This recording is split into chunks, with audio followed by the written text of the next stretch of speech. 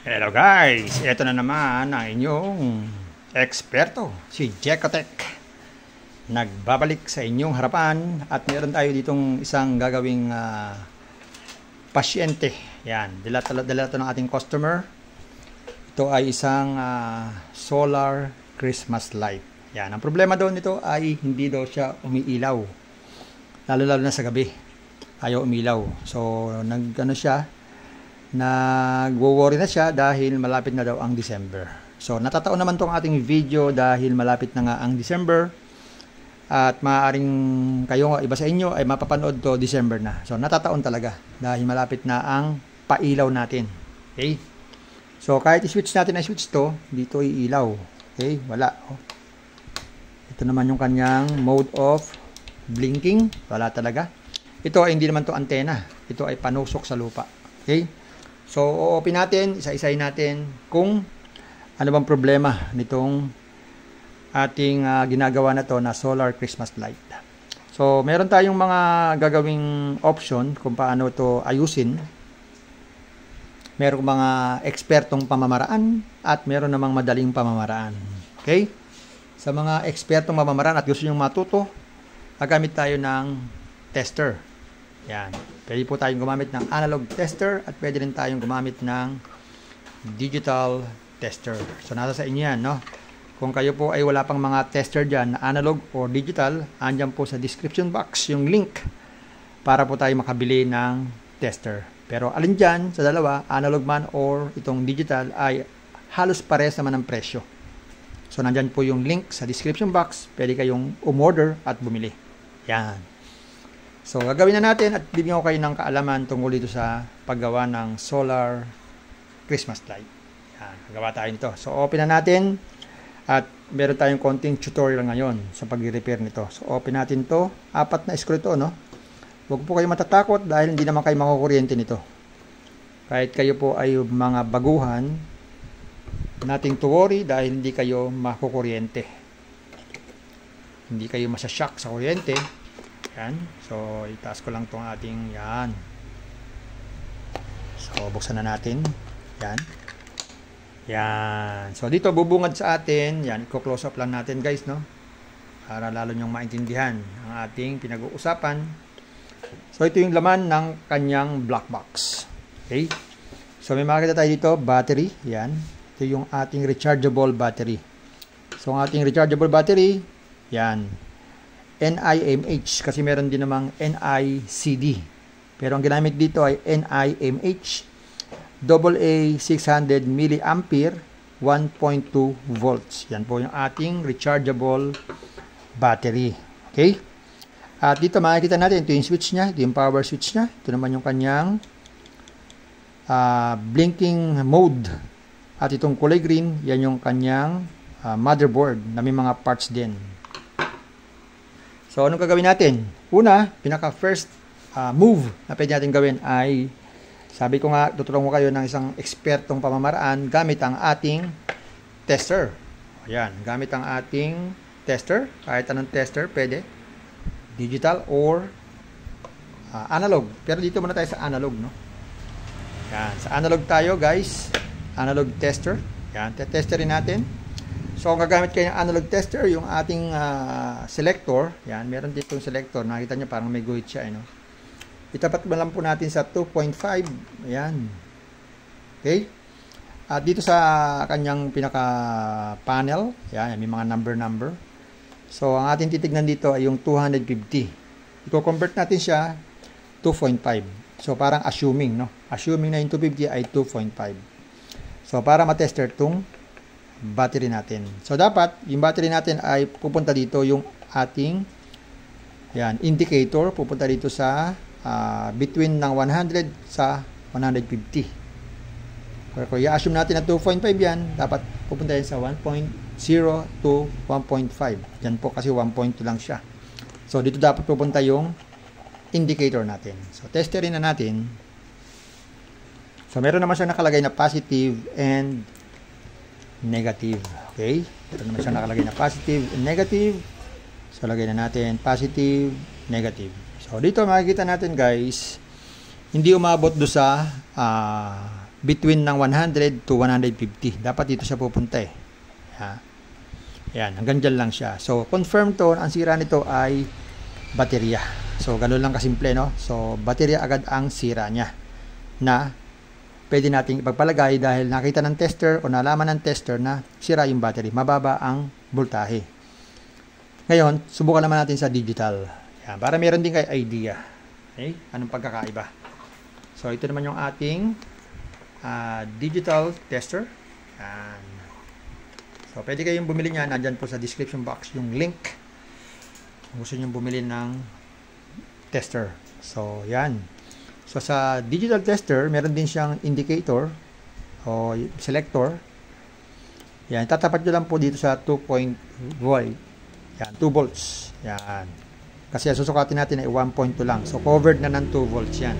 Okay? Dapat ang makukuha nating voltage ay between 1 hanggang 1.2. Yan.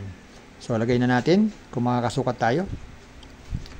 Yan. So, lumalabas dito, ang kanyang voltage lang ay 0.45. So, kulang. Talagang sira yung kanyang battery.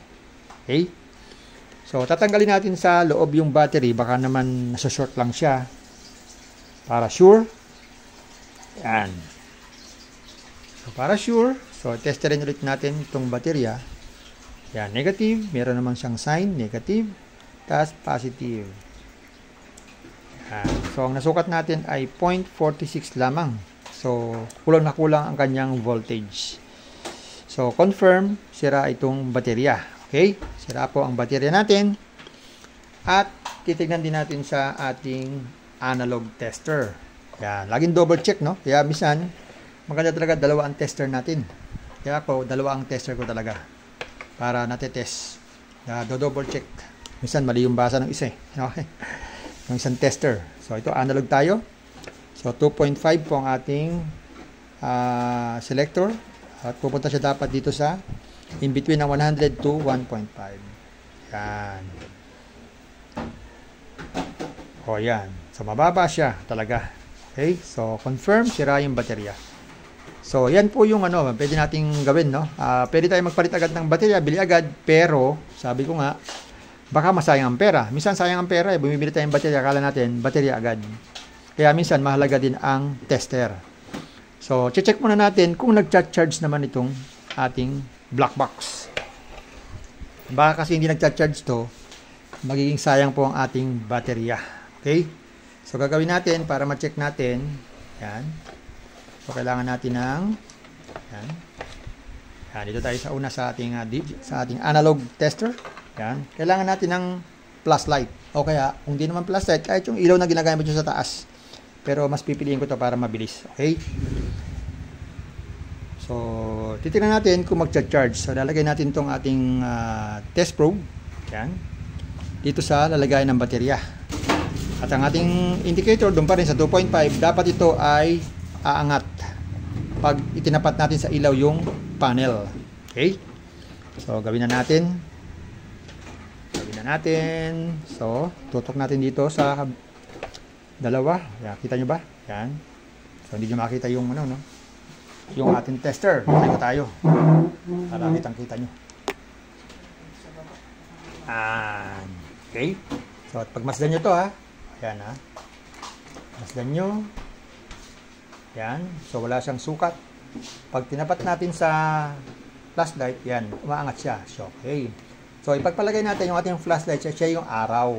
Yan. Okay? Siya yung araw na nagpapabigay ng power. So, ibig sabihin, buo yung ating panel at saka din yung ating board at lahat ng parts dito sa loob ng black box. Pag digital, subukan din naman natin para makita nyo. Ganun pa rin, nakatapat pa rin sa 2 volts ang ating selector. Yan, dapat aangat po yung ating counter. So, ilagay natin tong ating test probe. So, wag lang po tayo magkakamali ng polarity. Okay? Yung may spring, yun po yung laging negative. So, yan. So, tignan nyo po yung tester natin, Yan. Modulas. Yan. Madulas. Madulas ha.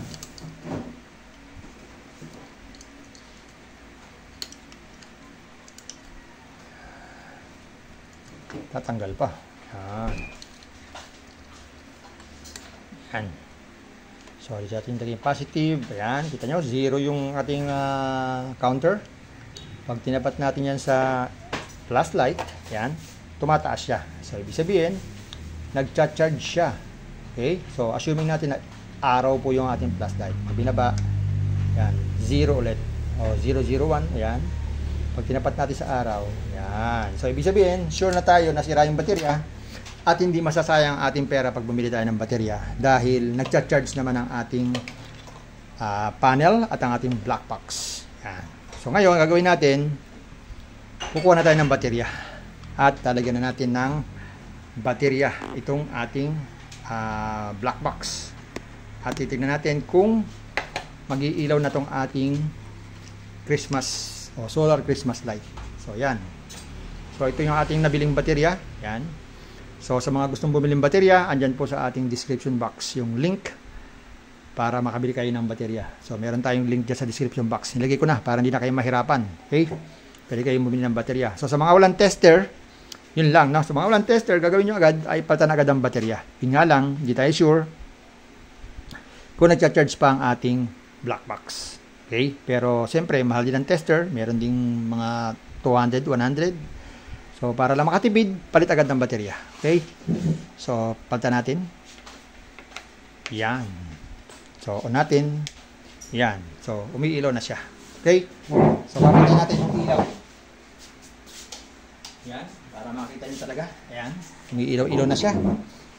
Okay? So ito yung kanyang mode ng blinking. Ayan. Nasa sa atin yan. Pwede natin pabilisin. So, balik natin yung battery natin luma. Ayan. So, ito yung bago. Magkamali tayo. So, ito yung ating lumang baterya. Ito yung luma natin. Luma. Lumang baterya. Ayaw talaga. Ayan. Wala. Balik natin yung ating biniling bago. Ayan. I-set aside natin ito luma. Ayan. Ito yung luma natin. Ayan. Ito yung ating bago.